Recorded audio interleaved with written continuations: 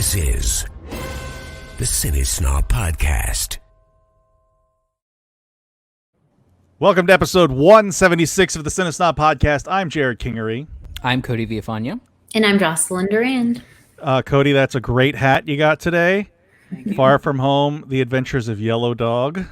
Yeah, classic. Is that one you saw as a kid? No, I've never seen the movie. Oh, I'm gonna bite your style here a second. Hold on, Cody, I got something. Oh, this is amazing. I don't know where this is going. It's Space Jam: A New Legacy. Wow. What is that? It I don't know. It popped up on I can't tell if it's straight. There we go. It popped up on Instagram for me as like a sponsored ad. I was like, it's actually from Warner Brothers. Mm-hmm. So I don't know if this is technically the title of whatever Space Jam 2 is coming. Right, the one with LeBron. Oh, really? Mm-hmm. I don't know. I haven't heard anything other than they plan on making it. And so then it went away really quick. Yeah, so it's obviously it's a different logo than the original Space Jam. Mm-hmm. And it's a Space Jam: A New Legacy. So I don't know what that means. Wow. Yeah. So impressive. Thanks. You cramped my style of cramping someone else's style. So. Well, true, but yeah, it doesn't quite fit me that well because I have a big giant head. So little ears and a giant head. It is my fate. It's the name of your autobiography. I think I wear like a 7 7/8 hat, something crazy. Whoa, that's a big I know head. It is. That's why That's why I can't just go buy a hat off the rack. We have to go to like the Big and Tall store for heads. I did big and thick head. I did feel a little better though. I bought I tried getting a Spurs fitted hat a few years ago at the AT&T Center, and I picked up the extra large, thinking this is gonna have to be it, and I put it on my head and it was loose. I was like, so I picked up the large and it fit perfectly. Wow. So it's the I like that Cody's is like a retro and yours is like a future movie that hasn't even been made yet. Yeah. Where's yours, Jocelyn? What would you be wearing? I'm wearing You, David on my shirt. What does that mean? It's from Schitt's Creek. Oh, I haven't watched any of that show. I love it. I think it's an acquired taste. Some people don't really understand it. It's like that Canadian humor. I didn't have Pop forever, which is where it aired, right? Oh, right. Yes. It's on Netflix now, though. Yeah, so maybe I'll... But yeah, you can't even see my reference. Well, I need hats, apparently. Yeah, shirts don't work so well. Mine says ham. That's a Heathcliff reference for Cody, because Cody loves the Heathcliff stuff. Do you not like Heathcliff? No, it's not humor. It's just not. I know the entire theme song. Yeah, let's sing it for Cody. Yeah, let's do that. Heathcliff. No one should terrorize the No, you could have stopped. Terrorize the neighborhood, there. Right? Terrorize their neighborhood. Yeah. Yeah. Anyway, but Cody listens to Are You Talking REM to Me Re Me? Yeah. Mm-hmm. So anyway, I didn't understand a word of that. Humor is subjective, obviously, clearly subjective. So, anywho, some more movie news this week. It feels like we talk about these delays and VOD screenings every single week, and there is a brand new one and a big giant change for Mulan. Cody, tell us about what's happening. Yeah, so it was announced this week that Mulan will be coming out on Disney Plus as a rental. So if you have a subscription, the only way that you can get it is if you subscribe to Disney Plus and then you pay $29.99, and then you're able to rent it, and then you're able to watch it as many times as long as you have a Disney Plus account. So it's kind of like a purchase, but kind of only when you own Disney Plus. But this is huge because I didn't think that Disney would do this with Mulan. And I think that it could be a major shift because, if this works, it could open the door for Disney Plus to do the same with Black Widow. It could let HBO Max do the same with Wonder Woman 84. And so it'll be an interesting experiment. I personally think that the price point is too high. I think, we've talked on this show a lot about what the sweet spot price point is for VOD. And I think, you and I, Jerrod, agree that because we talked about it before, that $14.99 is probably the sweet spot. $29.99 is steep because that's on top of Disney Plus. So I don't know how well it's going to work. Mulan will open in theaters that are open right now, but it's certainly a giant swing and something where, this could have made $1 billion worldwide, and, we'll see what happens. Well, it is opening worldwide. I think the Disney Plus thing is just the United States, if I'm not mistaken. In territories that Disney Plus is not in, is what the deal is. That is where it's opening theatrically? Yeah. Because it's also opening theatrically in the United States where theaters are open. Right. So you could go see it at Santikos, the two of you. Okay. Yeah. That makes sense. What do you think, Jocelyn? Is I this think something it's crazy. $30 and you already have a subscription to the service that it's on. I mean, I just think it's really not a good, I guess, precedent to set because I just don't understand how they're going to do that now. Are they going to start posting lots of movies on all these platforms where you have to pay a separate fee? I just think it's crazy. See, this is something that I know Cody and I talked about before, and I don't know if you were with us at the time, Jocelyn, but I expected something like this to happen eventually, where they would release a movie through their platform only. Wow. I would have never anticipated it. But not for the premium price of $30. Right. So ridiculous. I figured it would be like a normal VOD, $14.99 to $19.99. And then you would, but you could only access it through the platform itself. That way they would guarantee a subscriber for at least, 1 month or whatever it was. And then they'd be able to charge the premium for the movie, and it would all the money would come back to them. They wouldn't have to split it with Vudu or, Amazon, whoever else they're renting it from. So I'm not surprised it's happening. I am surprised that it's so expensive. Yeah, for this price, you should get the collector's edition. That's how much they used to cost when you would get the Disney, we've re-released Lady and the Tramp and you get the thing and it has all the special features and the Blu-ray, the DVD, and the digital code. I've been seeing a lot of talk too about how, people saying, well, for a family of 4 to go see Mulan, it would be at least $60 or whatever. But I mean, that's such a weird lens to look at things through because, first of all, not all families have 4 members. And what are the people who aren't, part of that going to do? If there's, I think that also people who live alone or couples or anyone else would also like to see Mulan probably. So that I know you do, to me Cody. is weird. I know you do. Yeah. Cody's gonna have a Mulan party and invite his entire neighborhood. Yeah, it should be like when people buy boxing matches or something. Yeah, exactly. Yeah. So we were asked this question, Cody, by our guest Chris Cubas on our other podcast, Corn Stream, about if it was something we would pay that much to see, and obviously we may be forced to if we're going to cover it. But is it something that you, Jocelyn, would pay to see on your own? Were you not having to do this stuff, having to review it? Specifically, Mulan? Right, yeah. No? No, I mean, I maybe that's just because I wasn't a huge fan. I mean, I never even saw the original. I know that some people really love the original. It wasn't my era of Disney princess or whatever.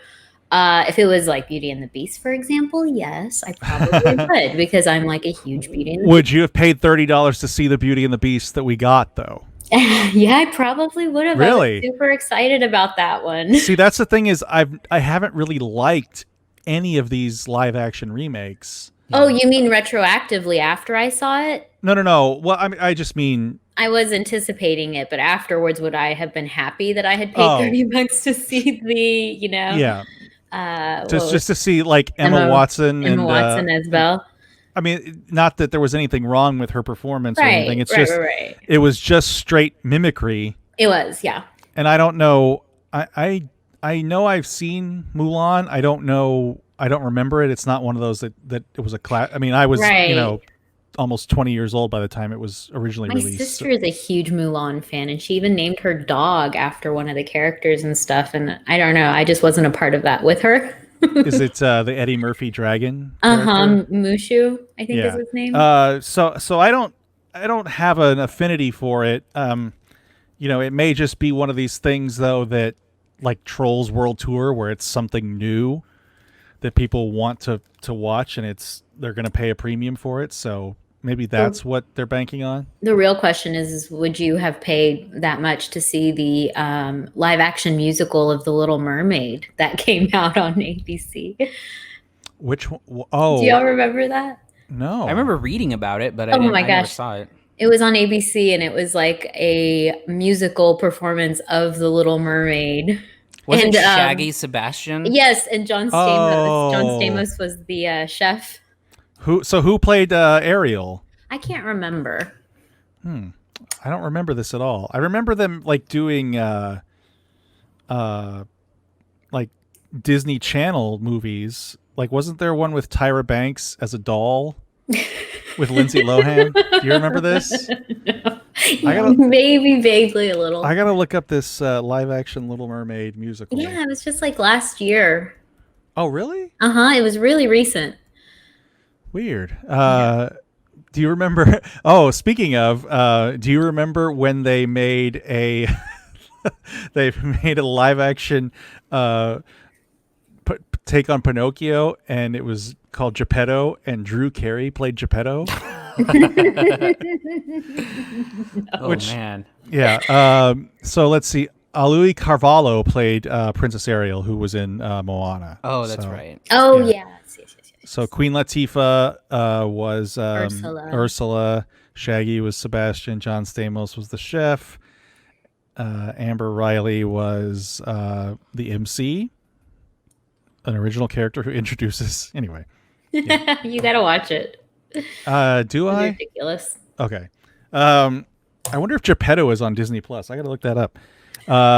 So moving on from that, there's also another big release hitting VOD, and that's Antebellum, the sort of, I would guess you would call it sort of a racially charged, I guess it's a horror movie. I don't know what it's considered. I don't know too much about it, but my understanding was it is a horror movie. It sort of looks like The Village by way of Jordan Peele. Right. Janelle Monáe stars, and that's getting released on VOD coming up. I thought that movie was coming out in the spring, last I heard, but I don't. The spring of know. Next year? No, this past year. Or this year. That's when I remember seeing the trailer. Okay, maybe that's what I'm thinking.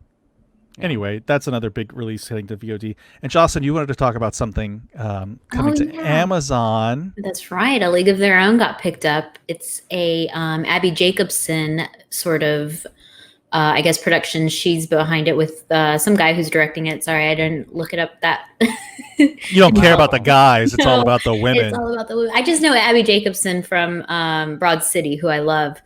And they said that they're going to explore a lot more of the sort of subjects that were not kind of explored during the movie. So I think more like the sexuality of the women and the gender and race. And so it sounds like it might be pretty good. You know, this isn't the first time they did a League of Their Own TV series. Did you know that? I did not. It in 1993, they made one with who is it? Let's see. It's Carrie Lowell is Dottie. She was in I don't know who she was. It was very much like a. And maybe Cody, you might be a little young for this, but do you remember when they would make like TV versions of movies? They did it with A League of Their Own. They did it with Adventures in Babysitting. Mm-hmm. They did it with Fargo too.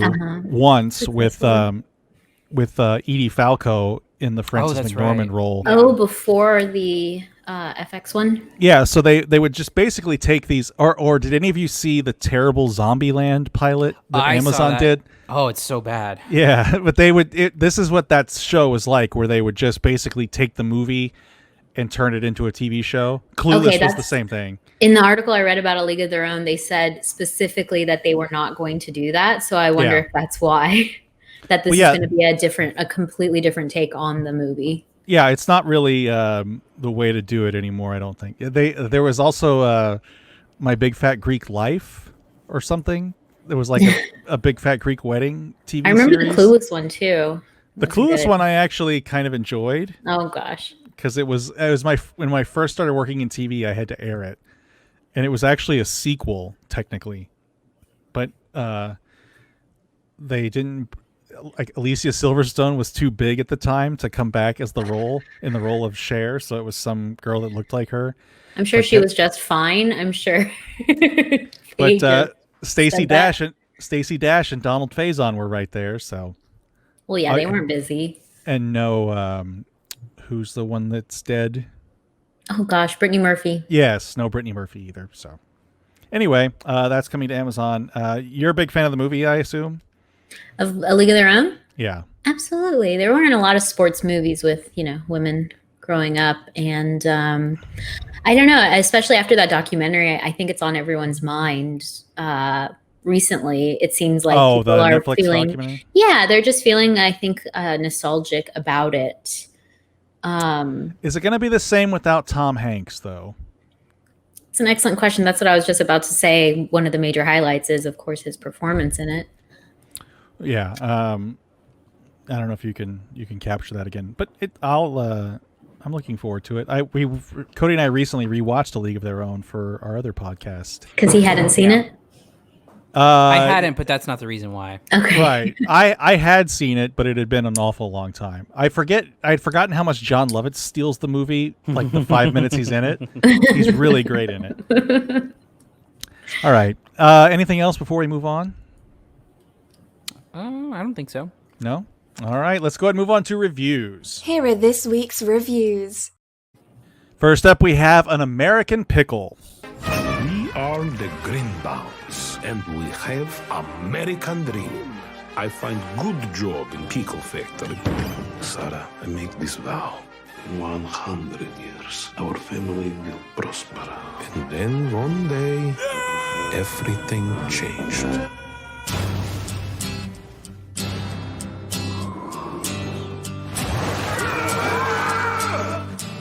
It's been 100 years. The pickle brine preserved him perfectly. You're too old to lose it. The world has changed. Everyone I know is gone.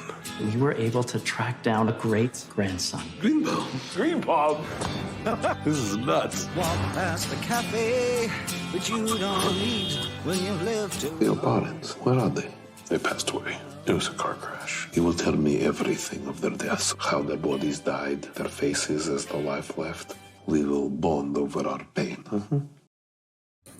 All right, this is an HBO Max original release that I don't believe was supposed to be. Was it, Cody? Or Ooh, that's a good question. either way, it's an HBO Max original. You can watch it now if you have HBO Max. Cody, tell us about An American Pickle and what you thought of it. Yeah, I mean, I think that clip did a good job of kind of talking about what the movie is, which is basically a guy who is preserved in a pickle brine for 100 years and then is, the typical old tired plot. That old trope. Yeah. And so he sort of moves in with his only like living relative that we know of. And so it features Seth Rogen playing dual parts, playing both the older guy and the person in present day. And the movie is a little, I found it a bit of a tough nut to crack, even though I think that it is fine. I think there's a lot of weird stuff about it. I think that it's sort of, I think, struggles to figure out what kind of movie it wants to be a lot of the time, because it starts off as kind of like a borderline slapsticky comedy, like with a lot of visual gags. And then Like, it introduces the idea of grief, and it introduces like a plot line of rivalry that I think gets really kind of goofy at times, and doesn't work, I don't think, as well. I also think that it's a really short movie, and so much of it is so condensed. Like, these plot lines are like smushed together in a way that I found a little bit, again, off-putting. Especially, like, it's a movie of convenience. Like, everything that happens in this movie is extremely convenient. Like when Seth Rogen's older character decides he wants to like sell his own pickles or whatever, like he just like randomly walks by and all the ingredients are just like there right in front of him. It's just a plot of convenience, I think, and it does that several different times. And yeah, so I wrote in my notes the most convenient movie ever. It also, flirts with getting a little bit political at times, and I think it's a little on the nose when it does that. I just think it has a weird energy to it that I couldn't quite figure out, and I don't think that it does a great job of picking a lane at any point. That said, I think that it's charming, and I think that I like Seth Rogen's performance in it, and I think it's a pretty good show of his range, being able to obviously play two characters at once, but some dramatic chops. It's nothing crazy, but it's a good performance. That said, the vibe of the movie is just kind of weird for me, and I think that it works, but like barely. Okay, Jocelyn, what about you? I liked Cody's like reaction to it. It just what did I think about it? So I thought that they got the sort of the plot out of the way as quick as possible, because when you see the trailer, you pretty much know what you're going to get. So they get that kind of wrapped up really quickly, and I thought pretty nicely to get to the rest of the movie. And then, like Cody said, it kind of becomes about this rivalry between the two, and I really enjoyed it. It sort of felt like that movie Death to Smoochie for me. Where not as dark. I wish it had been. I think they could have explored like a little bit more dark themes in that rivalry. I think they could have pushed it a little more, and I think that kind of hits on what Cody was saying about how it doesn't really know what kind of a movie it's trying to be. And I think the convenience aspect of it, there's like these undertones of it being almost like cartoonish, which I enjoyed. I thought it wasn't supposed to be realistic. The guy is brined in pickle juice. Yeah. So I think you kind of give it the benefit of the doubt for a lot of that. But I definitely agree that Seth Rogen just did an amazing job. There's a part where he kind of goes in between the two characters, and I was like really impressed to see how seamlessly he was able to do that. So other than that, the only complaint I had is that it really did feel like a short. And at the end it says, that it was based on a short story, and that's kind of how it felt. It sort of felt like everything happened, it wrapped up nicely, and then it was over. And it was like, it felt like a short film. And I wish that they kind of were able to maybe draw some things out a little more. Yeah, I will echo both of you that I thought that Seth Rogen did a good job. I think that there's a definite distinction between the two characters, and the technology, whatever they use to pull it off, split screen, green screen, who knows, worked really well. And I never really thought they were the same guy most of the time, and I think that's a pretty big credit to Seth Rogen. That said, I do think it takes a little while to get going. Like, there's an awful lot of setup to sort of the backstory of the Herschel character and him getting to America and falling in the pickle brine. And then you get this sort of kind of straight and narrow meeting between the two of them. And then it gets into the absurd with the fight at the cemetery, and then the one-upsmanship of the competition, where it gets into you mentioned Death to Smoochie, Jocelyn, but it also reminded me of did you either of you see the Jack Black Ben Stiller movie Envy about the dog poop dematerializer? It reminded me of that too, where they just explain away these fantastical details to get to this story that I don't really know is benefited from the setup. I don't quite understand how the two are connected. Yeah. Being that it's this setup of this time traveling pickle man or whatever they called him in the news clip, to having this rivalry between him and him and his great grandson over kind of the low hanging softball political stuff that Cody mentioned. Also, is it just me, or was it either of you thinking Borat 90% of the time? I didn't think it once. Really? Because every time Herschel would say something kind of off color, I just thought of Borat. I think that one of the main issues is I like you said, I agree that I don't know that anything ever converges. And I think that like it's trying to do a bunch of different things, but not in a way that feels cohesive, because like, is it like an immigrant story? Is it like a disconnected reconnecting with family story? Is it a slapstick comedy? Is it the political stuff with having to do with like Twitter and social media and stuff is like I said, pretty on the nose. I just feel like it tries to do a bunch of different things and doesn't do any of them really well. There's a lot of faith too in it. Yeah. Which is, it gets pretty sentimental with faith later on in the film, and which is fine. I just don't know that it matches the tone that's come before it, and I don't know that it really pays off the way that the filmmakers intended. But I agree, and the trailer really sets it up to be a big part of the movie, this idea of like family, and Herschel's going to teach him, and this rivalry kind of comes out of nowhere, and it really doesn't do anything to kind of advance that idea of that the modern day grandson doesn't have this rooted faith and family and all that. Well, and it sort of squanders that too. The setup in that clip mentioned it, where he wants his family in 100 years to be this strong, powerful thing, and it's just sort of this he's an app developer living in Brooklyn, which seems like that's where the jokes would be going.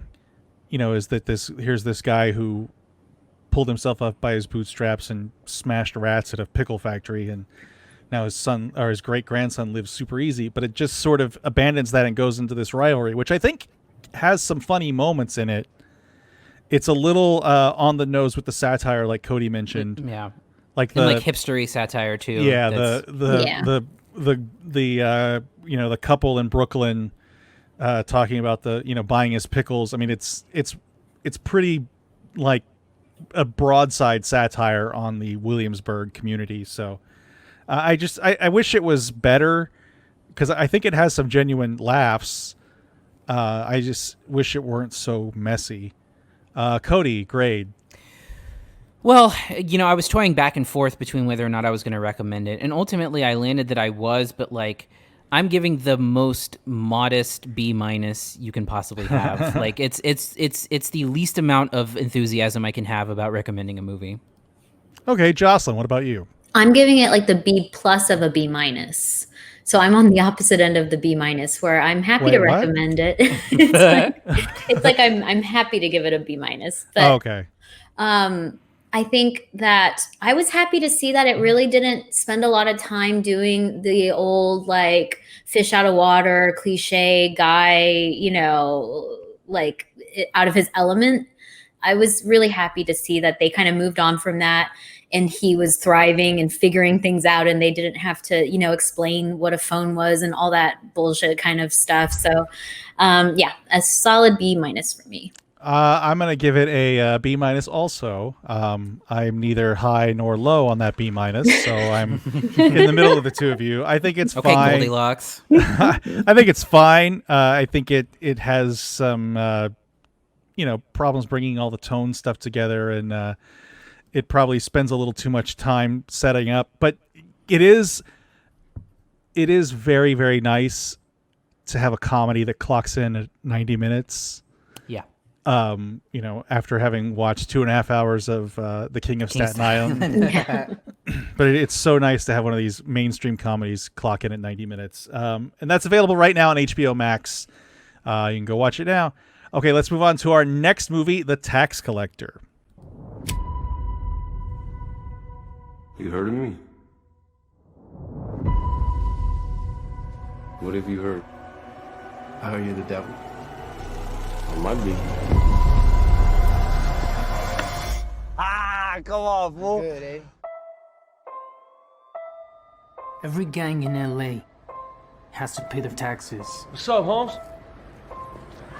Wake up. If you're stacked short, go rob a bank. Rob your own mother.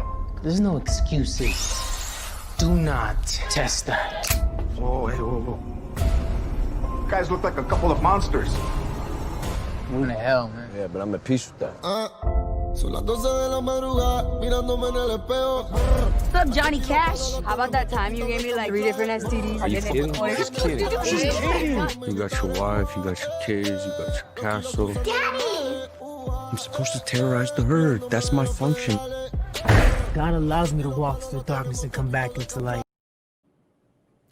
Okay, so this is a film from director David Ayer, who you may know from Suicide Squad, Bright on Netflix, Fury with Brad Pitt, and wrote Training Day, End of Watch, things like that. This stars Shia LaBeouf as a supposedly Jewish guy pretending to be mimicking a Hispanic culture, but the movie never addresses that. Let's get that out of the way right away. Yeah. The movie never mentions this as a white guy who has adopted this culture. Jocelyn, tell us about The Tax Collector and what you thought of it. My pleasure. It's funny because that trailer kind of sets it up to look like a not so bad movie. That's what they do. That's what a trailer's supposed to do. Yeah, that's kind of the point, right, Jocelyn?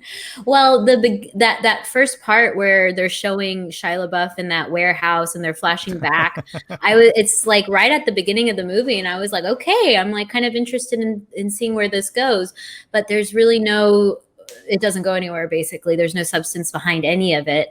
So basically, Shia LaBeouf is this guy Creeper, and he's kind of like the strong man to the other character, David's He's loco name. His kind of straight man. He's like a mid-level gangster tax collector. He goes around and collects from all the other like gangs in LA. But he doesn't work for the IRS. No. Let's get that straight. I was expecting a lot more forms. I'm going to mute you for that one. I was expecting a lot more paperwork, the day-to-days of office life. But anyway, so he is a mid-level kind of gangster guy. And his kind of family is... the family business is run by George Lopez, who is his uncle, which is extremely miscast. It makes no sense to see George Lopez in this role. So anyway, going back to it, him and Creeper drive around LA collecting on their money. His wife is also involved. He's, of course, a very strong family man of faith. And of course, since he's of Mexican descent, there is a quinceañera thrown in along the way. Of course. And my favorite scene of all is at the end. I'm just going to skip to the end because, it's all just a mess.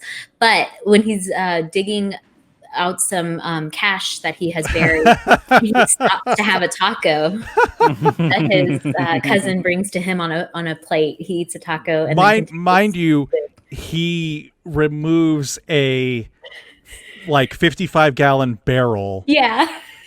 filled with money from the backyard and hauls it out himself. That thing would weigh hundreds of pounds. Well, it was the and you ripped it off from Breaking Bad. God damn it. Yeah, but it was the magic taco that he ate in between that gave him the strength. But it was just a lot of that. It was a lot of trying to sort of insert cultural references to make it sort of relevant, I think. and it's just it really doesn't do a whole lot. It doesn't explain anything. Shia LaBeouf is completely unnecessary, I would say. And then in the end, I think they're going for some like cool gangster, you know, like all the movies that we've ever seen, like Scarface shootout at the end, and it's just really not good and super violent. And I think maybe it might be popular in some circles, but it's not a good movie. Okay, Cody, I know you're ready to launch, so go for it, Cody. I have a lot to say about this. So, you know, it's written and directed by David Ayer, who is, by all accounts, someone who knows how to write a script and direct a movie.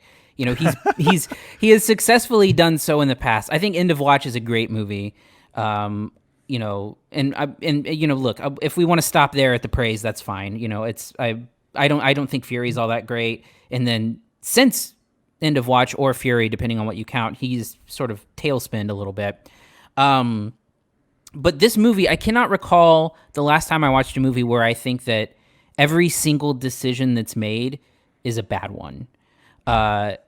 This has like first movie energy written all over it.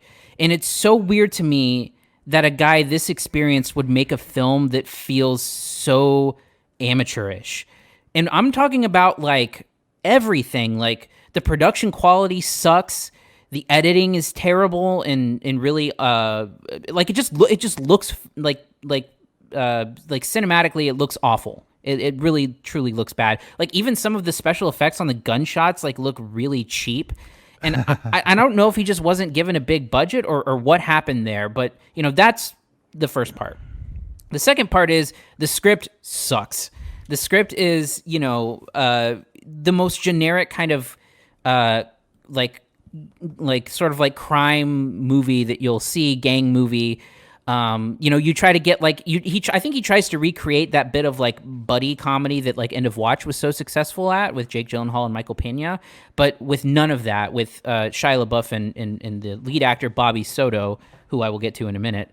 But you know, the dialogue feels ridiculous. It's got a lot of, you know, very generic pieces in it, and it starts to get into, you know, Jerrod, you will talk about, I'm sure, but there's a turn at the end with the big villain of the movie in a ridiculous little side scene that has nothing to do with anything. Is this the Santeria stuff? Yes. Yeah. I'll give Jerrod the pleasure of covering that. I'm so excited. Next is the acting. Bobby Soto, who I don't know, I've never seen him anything that I can recall, is the miscast of the century. I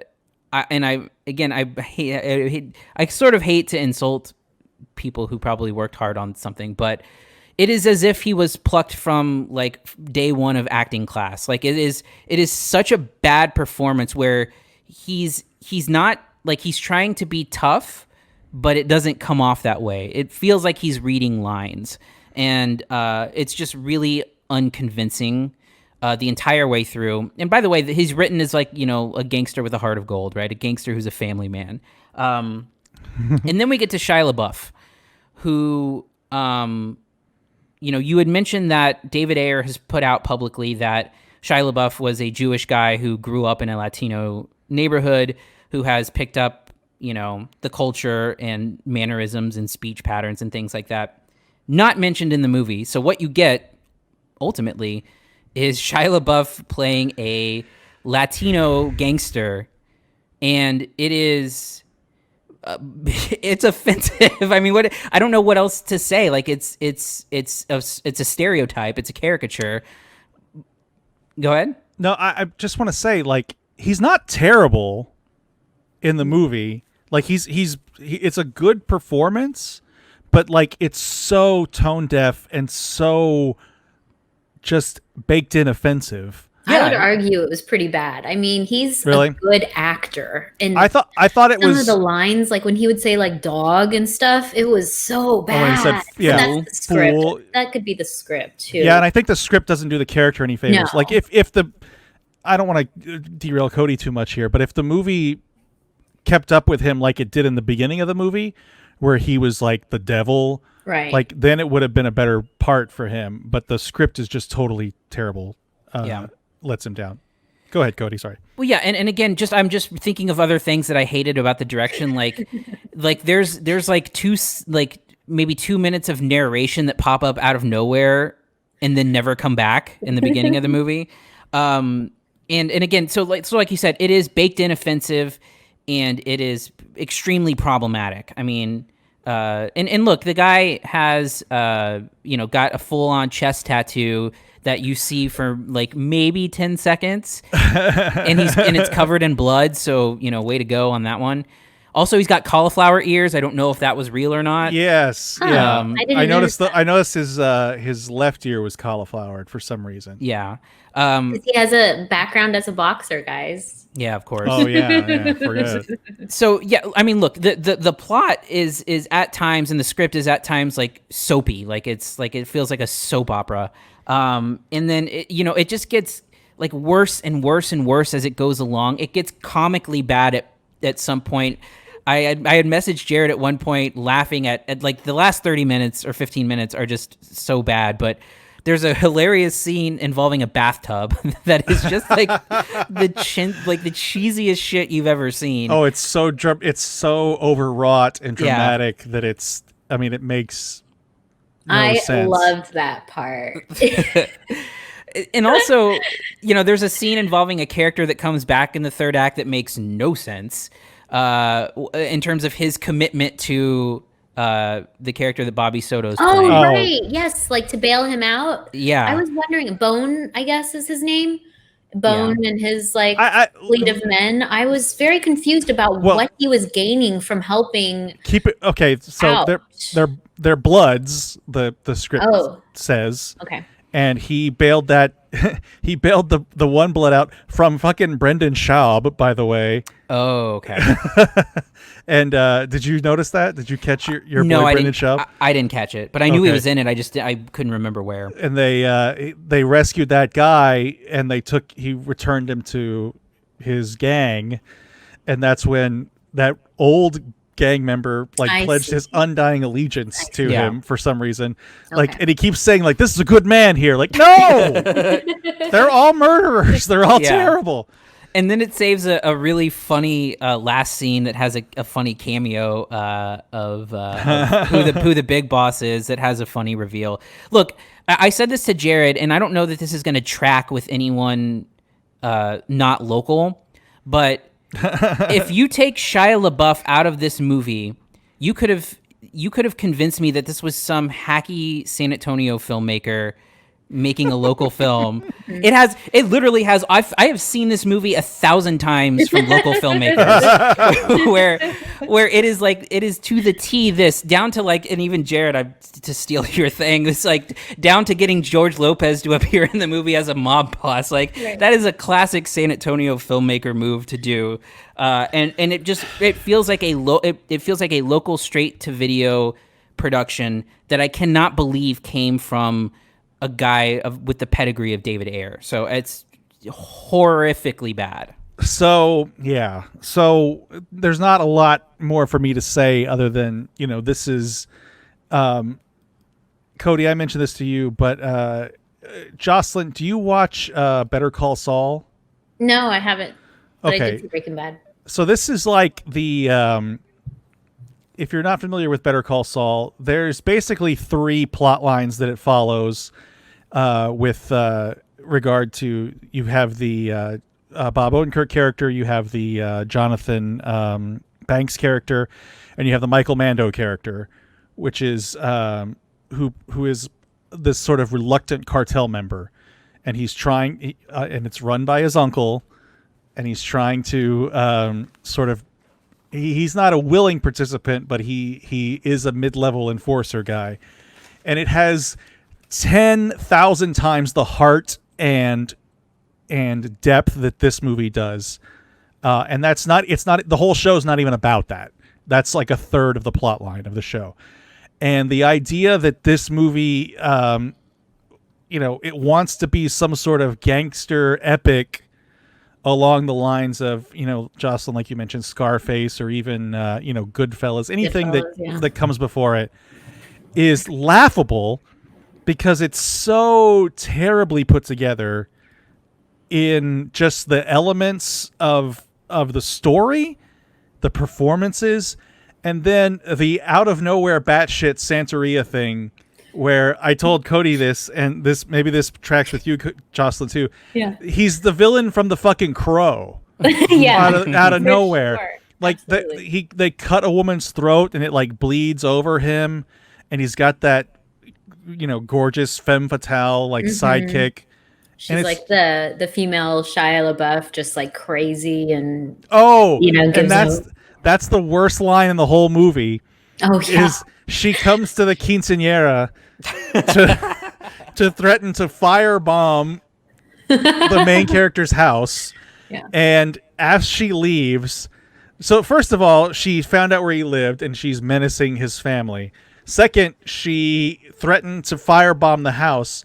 And what happens after that? He jokes with Shia LaBeouf that she's the female him and they should have kids. And they should have evil and babies. it's like, what the fuck, man? And Shia LaBeouf, like I mentioned earlier, he's set up to be this like kind of massive badass in dialogue and in flashbacks. There's like a flashback of him like sitting beside a bloody bathtub where he's supposedly dismembering someone and all this, but he doesn't really exude any kind of badassness throughout the film. And again, like Cody said, the idea of him being a Jewish kid that picked up these, grew up in the the Mexican culture of Los Angeles, there's nowhere in the movie. So you've got Shia LaBeouf playing this gangster cholo character, and it's at offensive. Face value. And it's completely offensive.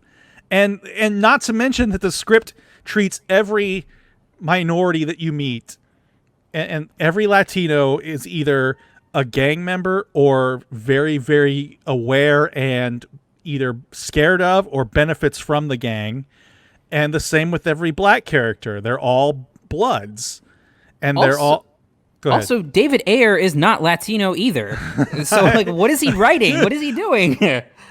I don't know. I mean, there's nothing in this film that tracks as honest. I've been thinking about that, though, because no one accuses Goodfellas of being racist towards Italians because all the people in it are of Italian descent. Right. True. And they're all gangsters, and they're all wrapped up in bad things, and... It's not just the portrayal, but I mean, again, it's the portrayal of Shia LaBeouf, who we have the benefit of knowing is not a Latino person playing. Issue. But I think they're in this universe of gangsters in LA, so they're going to be Hispanic. And okay, I didn't have a problem. I mean, necessarily with that. I mean, I definitely don't think that it paints a broad picture of Hispanics in America, but. It's a gangster movie, and they're just showing these gangs. Sure, but there comes to the point where everyone's involved, or at least aware, and I think that's a problem. Like when they're at the dress shop for the girl's quinceañera dress, and like the gangster guy comes in and like just talks to the old man, and he leaves. Like come on, man. Like how many people would be like, what? Who? Like, and the Santeria stuff was, I think. Oh, that was. It was just god awful. It literally, if there was a line, it definitely crossed it. Cause... When the woman pops up, there's like a woman who's camouflaged in black, like body paint against the wall. When she popped out, I literally laughed out loud because it was so ridiculous by that point. But this is a bad movie. And it's not even fun bad. So, Jocelyn, what about you? Grades? Sure. This is a tough one, but I'm gonna do a D+ for this. A D+. Okay. Yeah. Let's see. Sorry, Cody. What about you? Well, look, I was thinking a lot about this because I cannot recall a movie that I've disliked more in recent memory. And I was trying to compare it when I'm grading these things to the worst rated movie I've given this year, which is Chameleon, famously. And what I came to the conclusion of is Chameleon is some guy's first movie, doesn't know what he's doing, probably had no budget, poorly made, just a poorly executed thing. It felt like a film school movie. With The Tax Collector, David Ayer knows better. David Ayer knows how to make a good movie. David Ayer has been given massive budgets by studios to make big movies. And for me, it is unforgivable to watch how bad this movie is. Again, he knows better than this. So I'm saying it's the worst movie I've seen since 2014. Ooh. And for the first time in 6 years, The Tax Collector gets an F. An F from Cody. Ah! Funky butt loving. Did he say funky butt loving? That's what I had nothing for, else. baby. I had nothing else to celebrate. So, without all the lead up that Cody gave it, I'm giving this an F too. This is just a terrible, terrible movie. Worse than Money Plane? Oh yeah, for sure. Money Plane, at least. Look, say what you will about Money Plane, and we said a bunch about Money Plane, but it at least had a tinge of self-awareness, a tinge of knowing that it was a terrible movie that was not going to be anything other than the butt of a joke. But this movie takes itself completely seriously, and it is worse for it. And I'm sorry I missed this a second ago, but Money Plane. Okay. So yeah, this is an F for me. All right, let's move on to our next movie. I Used to Go Here. Guess where I am? Where? In Carbondale. Welcome back, right? David Kirkpatrick brought me down to do a reading. Oh, thank you. Thank you. Kate was in my very first class ever as a professor. How's your book doing? Not as good as I would have hoped. What would you think about teaching here? Teaching here. It would be nice to have you here again, Kate. Hey. Oh, hi. I used to live here. Seriously? We're having a party. You should come. I used to dance in this room like 15 years ago. I was in kindergarten 15 years ago. The whole thing is very restrained. I could go for a little restraint. Oh my God!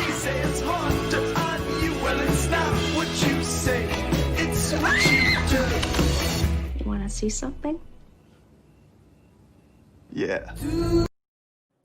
So this is our second movie with Jorma Taccone, Cody. Also, this was supposed to premiere at South by Southwest. This stars Gillian Jacobs and Jermaine Clement. Cody, tell us about I Used to Go Here and what you thought of it. Yeah, it was supposed to premiere at South by Southwest, which is when I saw it. I saw it as a screener. I was actually for setting up an interview with Gillian Jacobs that I never got to do. I'm sorry. Yeah, I was bummed out. So basically, it's about so Gillian Jacobs plays this this writer who ends up going back to her alma mater after her book kind of fails a little bit, and so she's kind of it's one of those movies that you see a little bit more often nowadays, which is kind of like this like female character in a tailspin kind of movie that I feel like has happened, like Celeste and Jesse Forever is an example, or Young adult, yeah. Even Bridesmaids to some degree is kind of like that. And so it takes that kind of plot line of a lot of bad things happening and kind of runs with it a little bit. So it's kind of like a movie about self-discovery and also kind of coming to terms with the fact that maybe something didn't quite meet expectations. I think that for the most part the movie is enjoyable. I think Gillian Jacobs is really great in it, and I typically like her in most everything, and I think it's a great part for her. And really, I think what the movie does really well is it kind of builds this insulated world of like small, kind of odd or eccentric but kind of fun characters. Like you get stuff so she goes and stays in a regular bed and breakfast that's across the street from the house that she lived in when she went to college there, and so she has a run-in with the students that live there now, and I think that the student characters work really well. And I think that, you know, a lot of the movie hinges on the connection between Gillian Jacobs and Josh Wiggins, who plays, what's the character name? Hugo. Yeah. Thank you. I think a lot hinges on the connection that they make, because I think that if the connection didn't feel real, the third act of the movie sort of falls apart a little bit. And I think that it works. I think it feels like a genuine connection. And I think that it's better off for it. And then you also have this plot line with Jermaine Clement, who plays her old professor, who, there was some chemistry there before, and then it gets into this kind of plot line about some things he's doing that might not be so great. And I think that, that plot line is okay. And I think it's I think to me the lesser of the plots in the movie, but it does give you a chance to have this like kind of like where the characters break off and try to catch someone doing something bad. And I like the little side adventures too, like with there's a character named Tall Brandon who has a little side quest that I think is pretty fun. All that being said, I think it's slight. I think it's really slight, actually. And I think that I wish that it did a little bit more with some themes that it comes up about, Gillian Jacobs' character being threatened a little bit more, or a little bit jealous of, other people who are in positions who are having success where she has, is sitting in failure a little bit. All in all, I think it's enjoyable, though, a little bit unmemorable. Jocelyn, tell me, before we get to your grade, how many times do you think, did you know people in college, like women in college, that had relationships with professors? Because it seems to happen in every single movie. I'm so glad you asked that. That's so true. Because I thought as soon as the whole thing was going on, I had that exact same thought, as far as like, it's such an overused plot point. And I mean, from my experience, it's just not a realistic thing that happens. I went to college too, Jerrod. You can ask me. But you're not a female. Yeah, Cody. So did you have an affair with a professor, or at least know anyone that did? Yeah, all my hot female professors. Yeah, of course. No, I've never heard of that. I was part of the college experience. It's literally a part of almost every movie that involves like a college. Yeah. Anytime it's a woman that goes back to or is in a relation or in a position at a university with an older male professor, it always happens. I'm so glad you said that, because that really was a little bit of a disappointment for me for the movie, because it was sort of like, oh, we're going this route. As soon as the young student went up to read her poem, it was very obvious where it was headed, and I was kind of disappointed. But I did enjoy sort of the rest of the journey that the movie went on. I was glad that it didn't go more into her being envious of other women, because that's also another plot point that's kind of like, okay, let's move on from that. It may be a reality for some people, but it doesn't have to be a reality in every single, story about two females. But other than that, I really enjoyed it. I loved seeing, this like 30-something-year-old woman like not having her life together.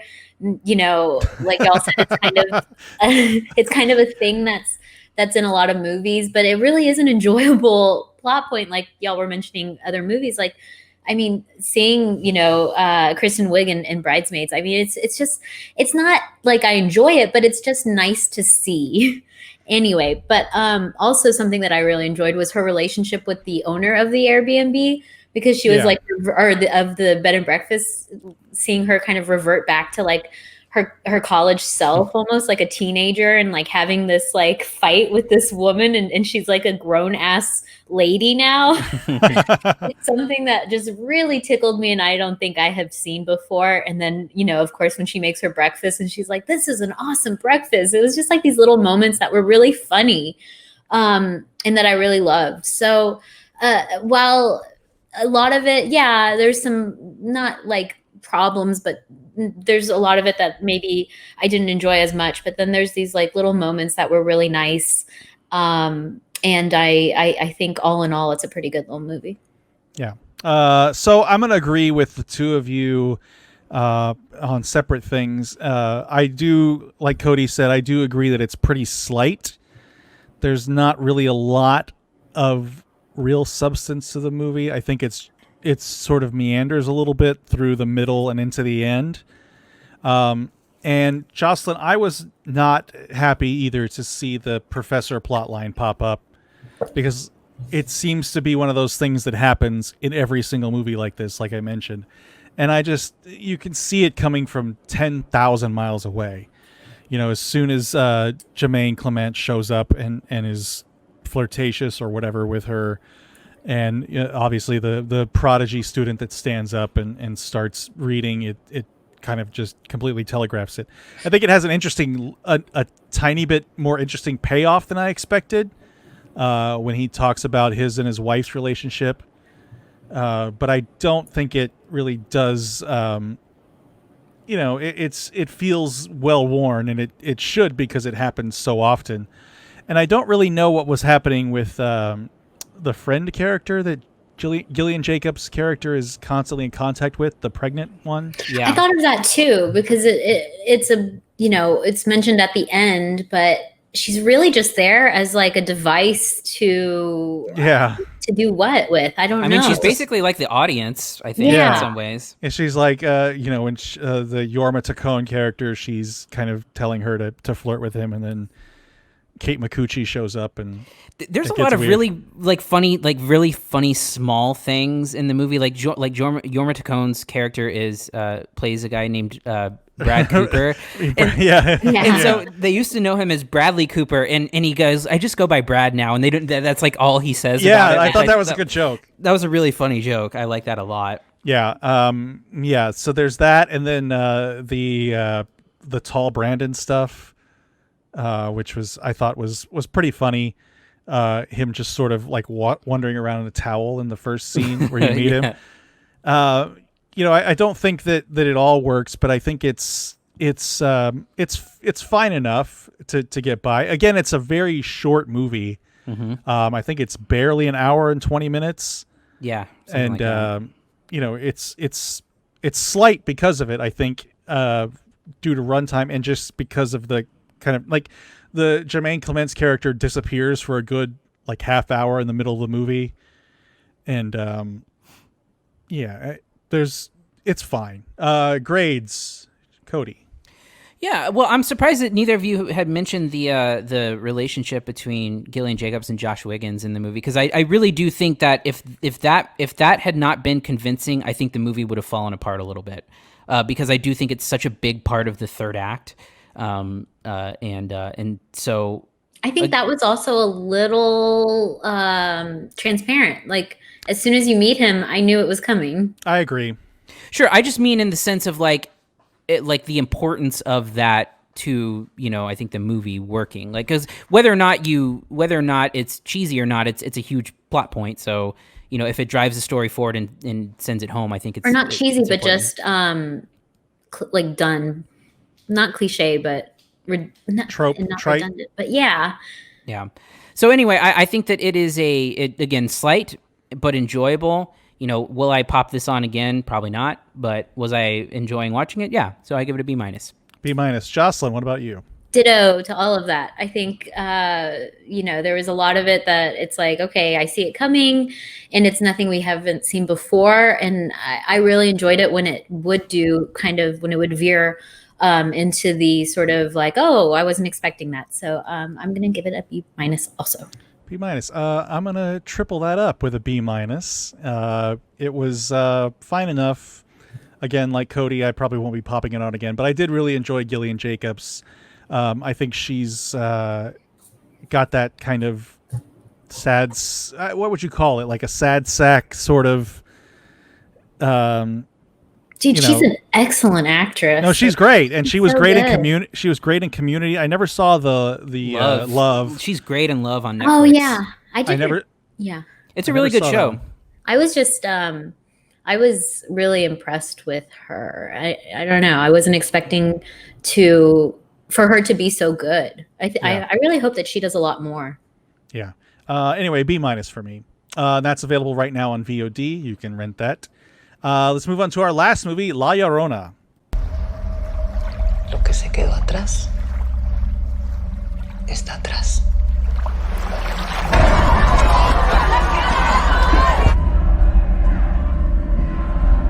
No penses en eso.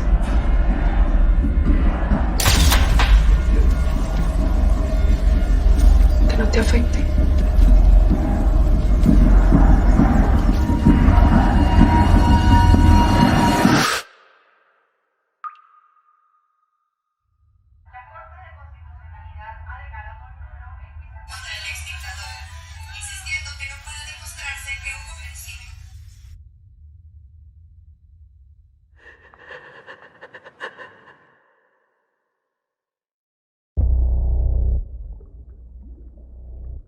¿Oyó a alguien llorar?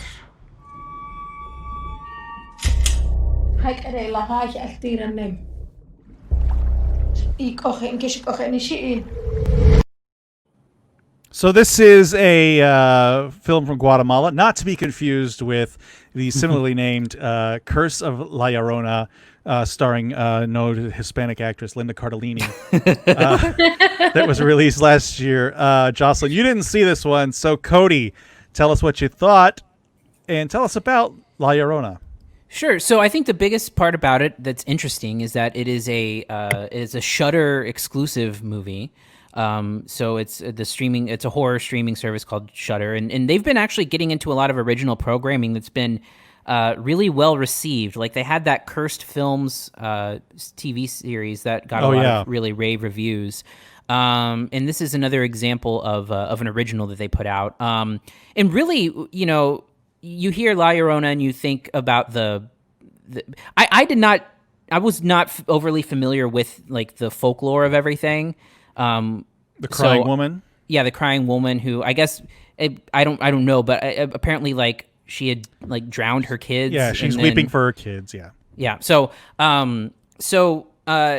this movie is not that at all, and I think what it does is it uses La Llorona as a lens to tell a story about genocide in Guatemala, and it's actually a really creatively done and smart movie because it's treating, you know, it's having like the horrors of genocide actually come through in a horror movie in a completely different way that you may not expect. And really, as you call it, I call it a horror movie, but it's not like the kind of like really, there's not like a jump scare horror movie. Right. It's just kind of a lingering type of horror, you know, the kind that lingers, the kind that's unsettling, that kind of thing. And so basically it's about a general who is on trial for genocide, and he's living at home with his family, and he goes on trial. They find him guilty, and then it's overturned. And so, you know, he gets off, and he's also got dementia. And so there's a crowd of people constantly, crowding their mansion and protesting and things like that. And then a woman comes in because a bunch of the staff had quit, and so a woman comes in who was part of the people that were part of the genocide to serve in as like a servant, and then like some freaky stuff starts happening. So what it really truly is it's a movie that is thematically about like being haunted by the sins that you commit. Right. And it does so in a way that sort of like it also plays with like the sins of the father idea where, everyone who is involved, everyone who has denied things, everyone who has enabled him through the years begins to be haunted by this idea of, the horrible atrocities that they committed. I think that it's certainly a slow burn and at times requires a little bit of patience.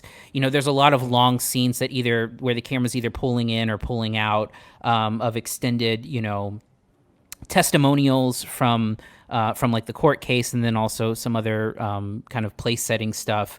And I think it gets into some really interesting stuff. Not all of it is just denial, but you see kind of like someone having a crisis of conscience that happens in it, but yet is still, haunted by, these terrible things that have been done. And I thought, I think that it is a little bit, it's not a long movie, but it feels a little long just because it requires so much patience because, like I said, it is a slow burn. But I really enjoyed the themes that it plays with here. And I really, while it never turns into true horror, it does get to be, like there's some mortifying stuff that happens in it. And I think that it has a really great payoff. And I think that it's a really solid movie. Yeah, I agree with you. It's, it's very much about the genocide, which, if you don't know, it's a real thing that happened in Guatemala, where the government was basically wiping out the native population, which is what these the servants in the movie are. They're of Mayan descent, and they speak a different language altogether.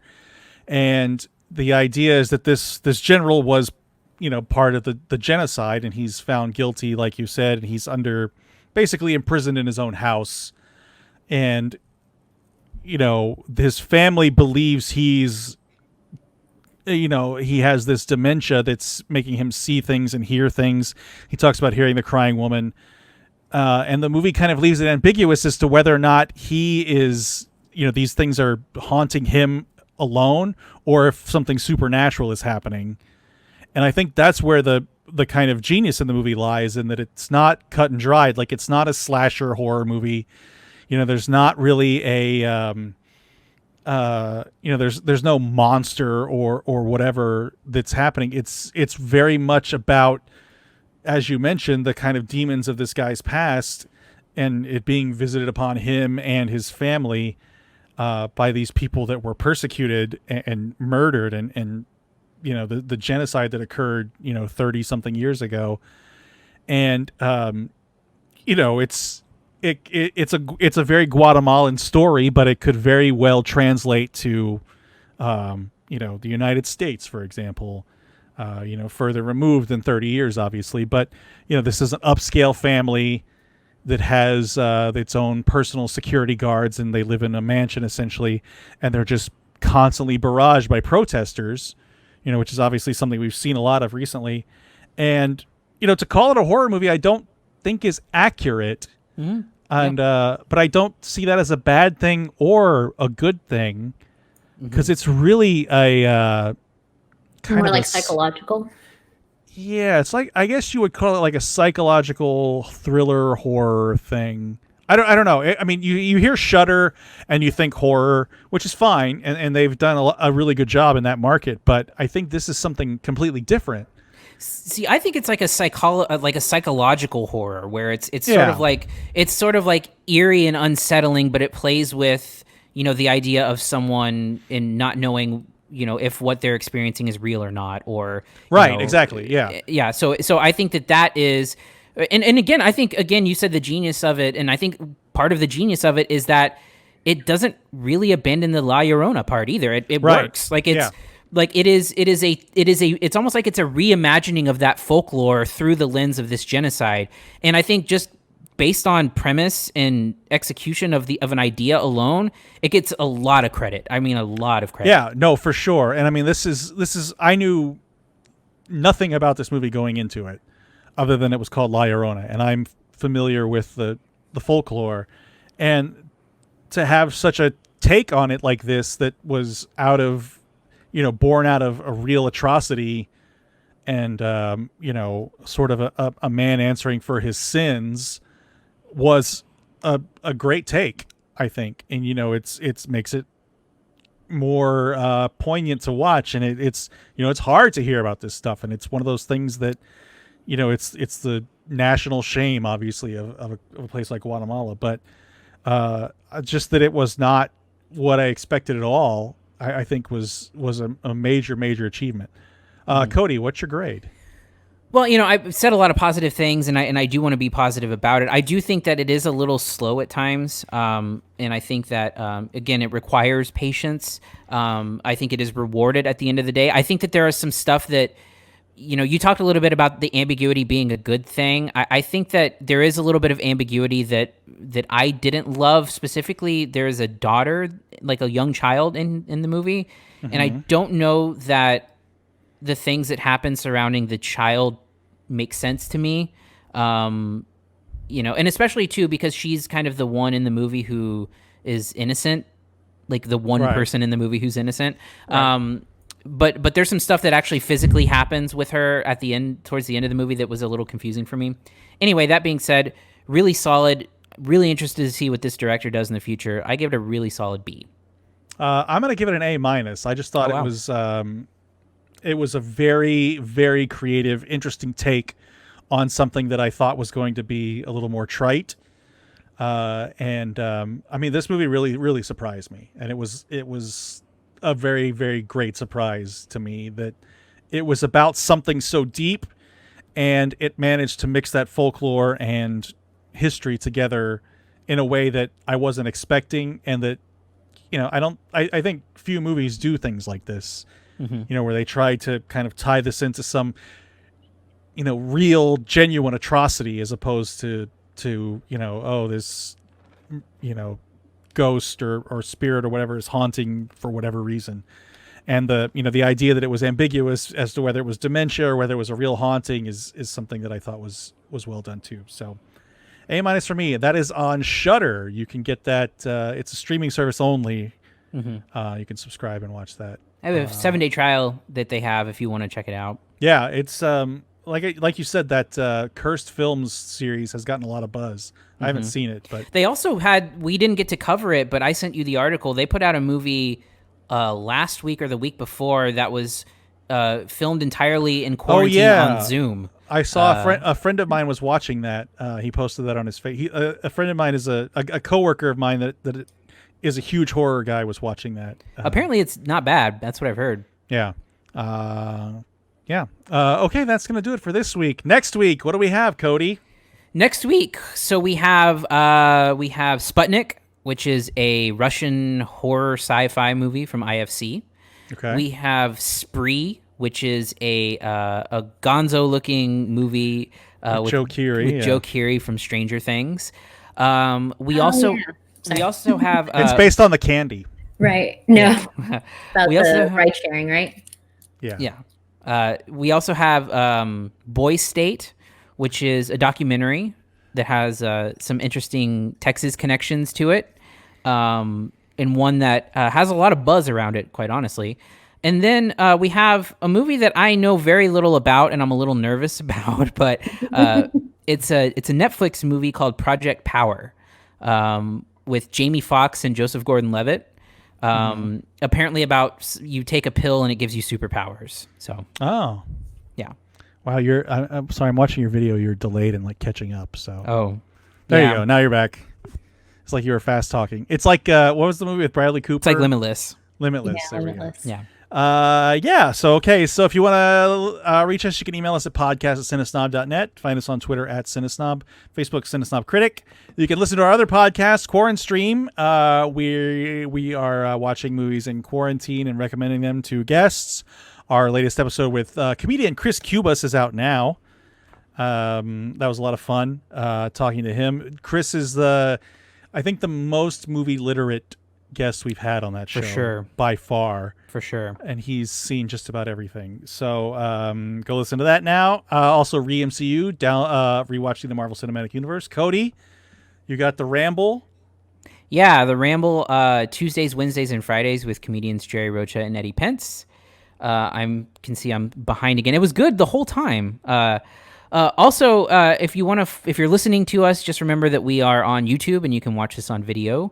If you go to our YouTube channel, and also if you're a Twitch user, this is streaming on Twitch at 8 p.m. Central on Sunday nights. Yeah, look at that. Jocelyn, what about you? How's it going over there? Yeah, I keep saying it, but I need to create some fake podcast to talk about at the end of the show. Because usually you should be like Talking Dogs with. Oh my God, I know my dogs. Hey, he didn't bark once this time. I heard Cody's cat meowing several times. Wow. Yeah. How She's unprofessional. Yeah. Cody and I have been playing trivia, and my dog scared the crap out of his cat because it started barking in the middle of it. Trivia? What kind of trivia are y'all playing? Virtual trivia, sadly, but virtual Greek Geeks Who Drink. Oh, son of a bitch! Oh, is that the thing you've been telling me about, Cody? Is that the thing you've been inviting me to? Yeah. Yeah, I mean, that is what you're talking about, right? I think I don't know. Is it? So it's a Zoom thing. So they do it on Twitch on Tuesdays, and then they do like paid Zoom ones, like Monday. What is it? Monday, Wednesday, Thursday, or something like that. I don't know.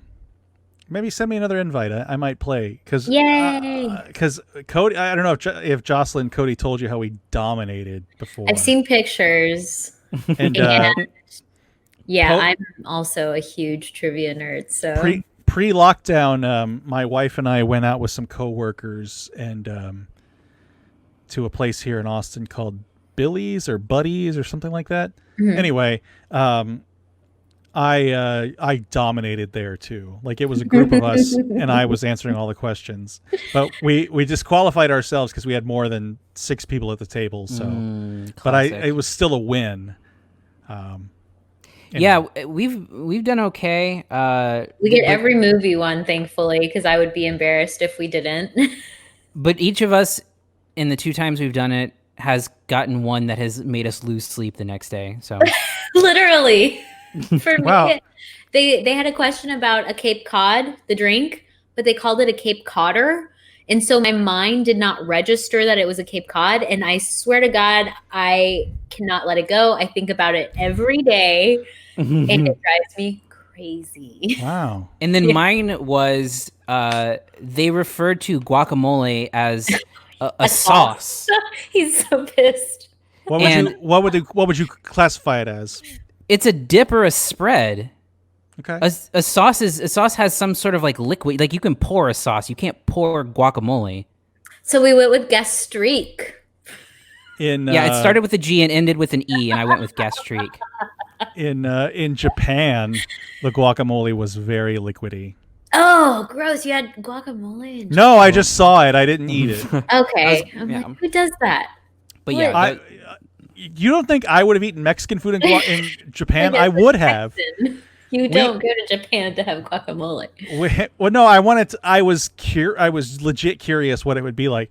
We ate at the fucking Rainforest Cafe in Japan. That's how fucking American and shit we are. Aw, and had some cheeseburgers. No, but our comfort food was McDonald's. Yeah, I always get McDonald's in every foreign country I go to. And it's exactly the same. That's the best part of it. Is like it was. Was it? Yeah. Well, you haven't noticed that? No, I mean I've gotten the Royale with cheese in France. Yeah, it was the same. But I think in France they do different like ingredients and different things. Right, they do like different burgers, but like and it's green, it's not red. The building. Really? Yeah, because it's like they don't want it to be as like ostentatious and stuff. But oh my God, it's not the same in every country though. Yeah, I mean, like I'm in the middle of downtown Tokyo, and we got a quarter pounder and fries, and it tasted like I got it down the street. But they have different menu items that are sure. Okay. That's not what I'm talking about. All right. Like it's like the American embassy for shit food. Anywhere you go, you can be like, I just need something, man. I need a burger. There's one country where I don't remember if it is Japan or not, but there's one country where like KFC is it's huge. Japan. It's Japan. Okay. we were gonna go to KFC, but it was a couple blocks away. It's apparently a very big Christmas tradition in Japan for some reason. Huh. So I really wanted to try KFC there, but we didn't. We never made it. So anyway, if there's anything to take from this, guacamole is not a sauce. Yeah, and I'm gonna need to join your Geeks Who Drink thing. Because I thought it was all like just like sporadic, and when you sent it to me, Cody, it was, and then they started doing it regularly, and then like it was only on Twitch, and now they're doing like Zoom where they're like doing standings and points and stuff. Oh wow! Now you don't win anything, and it costs $6 to play, but it's fun. I know, that's how nerdy. Yeah. We were paying them to let us play and not getting anything in return. Except for sleepless nights over missed questions. What's in a Cape Cod anyway? They said that was the question. Like, what is the fruit found in a Cape Codder? And so it's cranberry. I mean, a Cape Cod. Like, I even was like, The Departed. Remember, he always orders them. It's a vodka and cranberry juice. Yeah. Which I would have known if they had said Cape Cod, but. Yeah, the DER syllable. Threw her off. The Cotter my mind Cape couldn't Codder. make that jump. All So right. ridiculous. Well, go have a Cape Cod. Anything else before we go? No. All right. On that note, I'm Jerrod Kingery. I'm Cody Villafana. And I'm Jocelyn Durand. Thank you for listening to the CineSnob Podcast. To read reviews, interviews, and more, visit cinesnob.net. See you next week.